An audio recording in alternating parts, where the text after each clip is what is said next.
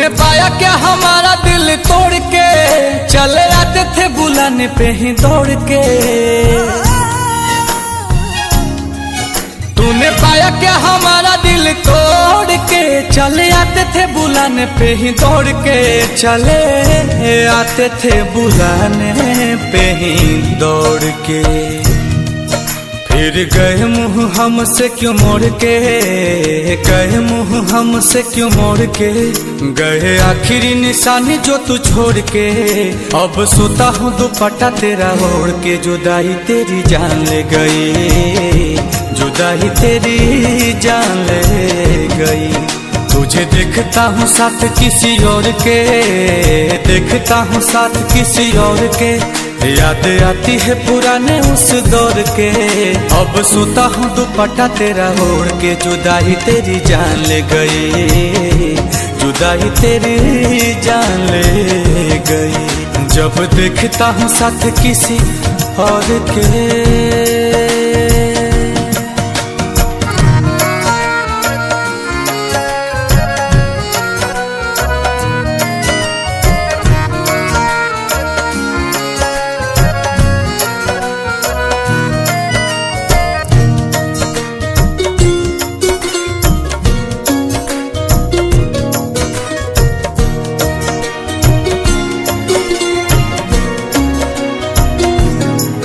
तेरी मेरी पहली वो मुलाकात थी, उस दिन से ही तू मेरे साथ थी।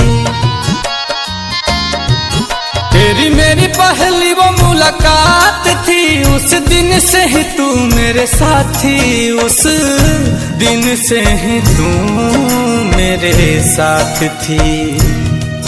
फिर तोड़ दी कसम सारी प्यार की, तोड़ दी कसम सारी प्यार की। तुझे हुई ना फिकर तेरे यार की।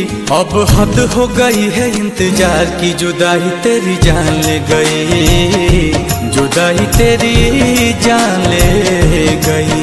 गए आखिरी निशानी जो तू छोड़ के, आखिरी निशानी जो तू छोड़ के। फिर गए क्यों हमसे मुंह मोड़ के। अब सोता हूँ दुपट्टा वहीं ओढ़ के। जुदाई तेरी जान ले गई, जुदाई तेरी जान ले गई। जब देखता हूँ साथ किसी और के।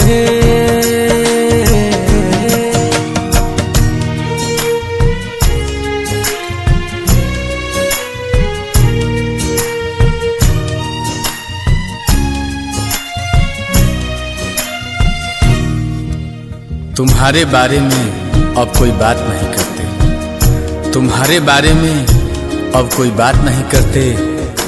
तुम्हें सोचकर अपना वक्त बर्बाद नहीं करते। पर जरा सा भी भूला नहीं हूँ तुम्हें, पर जरा सा भी भूला नहीं हूँ तुम्हें। वो अलग बात है कि तुम हमें याद नहीं करते। कैसे भूले वो बिताए साथ लम्हे, मुझे छोड़ने का तुझको ना गम है। ओ कैसे भूले वो बिताए साथ लम्हे, मुझे छोड़ने का तुझको ना गम है। मुझे छोड़ने का तुझको ना गम है। दिया दिल को जो तुमने जख्म है, दिल को जो तुमने जख्म है।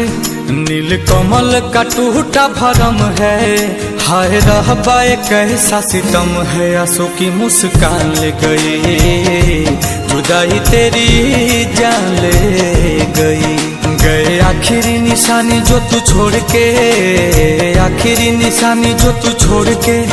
अब सोता हूँ दुपट्टा तेरा ओढ़ के। चले गए नाता गहरों से जोड़ के। जुदाई तेरी जान ले गई, जुदाई तेरी जान ले गई। जब देखता हूँ साथ किसी और के।